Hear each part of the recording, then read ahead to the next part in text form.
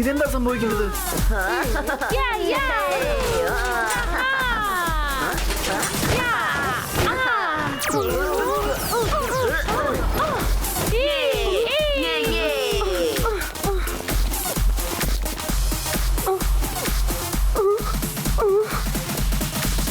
ഇതെന്താ ഇവിടെ സംഭവിക്കുന്നത്? നിർത്ത് നിർത്താനല്ലേ പറഞ്ഞേ. എല്ലാരും ഭക്ഷണം കഴിക്കാൻ പോകൂ. നിങ്ങൾ ഡാൻസ് ചെയ്യേ, അല്ലാതെ എന്താ?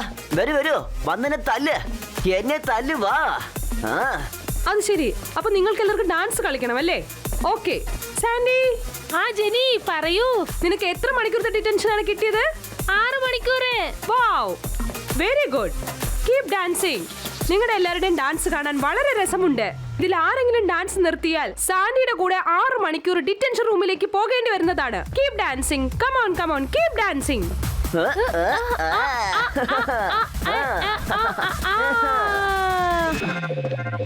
ഈ ഞങ്ങൾക്ക് ഡാൻസ് കളിക്കാനാവില്ല. ഞങ്ങൾ ആകെ തളർന്നു. ഞങ്ങൾക്ക് ഈ ഡാൻസ് കളിക്കാൻ പറ്റില്ല. എന്നെ കൊണ്ട് പറ്റുന്നില്ല. ക്ഷീണിച്ചു പോയോ?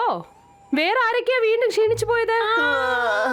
ഓക്കെ ശരി, എന്നാ വാ, വന്ന് ആഹാരം കഴിക്ക്. കമോൺ. ആഹാരത്തിന് മുന്നിൽ എന്തെങ്കിലും ഗുലുമാല ഒപ്പിച്ചാൽ ഞാൻ ഇനി എന്ത് ചെയ്യുമെന്ന് എനിക്ക് തന്നെ അറിയില്ല.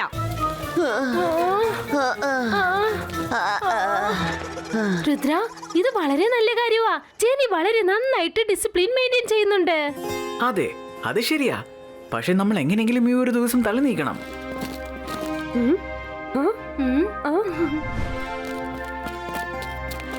അത്ഭുതം തന്നെ, ഇവിടെയെങ്ങും ബഹളമില്ലല്ലോ. നമുക്ക് പോയി ക്ലാസ്സിൽ നോക്കാം. രുദ്ര, ഈ ക്ലാസ്സിലും ആരുമില്ലല്ലോ.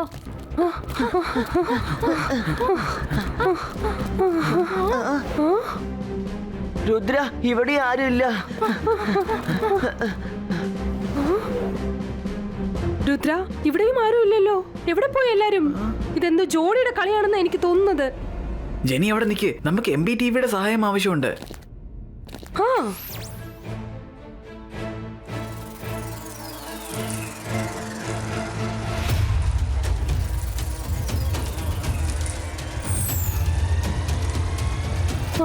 ഷടാ, ഇവര് ജംഗലിന്റെ വഴിയിലൂടെ എന്തിനാ പോകുന്നേ? വരൂ പോകാം.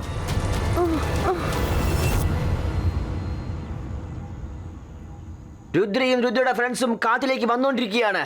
അവരിങ്ങോട്ട് വരുന്നത് എന്തെങ്കിലും ചെയ്ത് തടഞ്ഞു നിർത്ത്.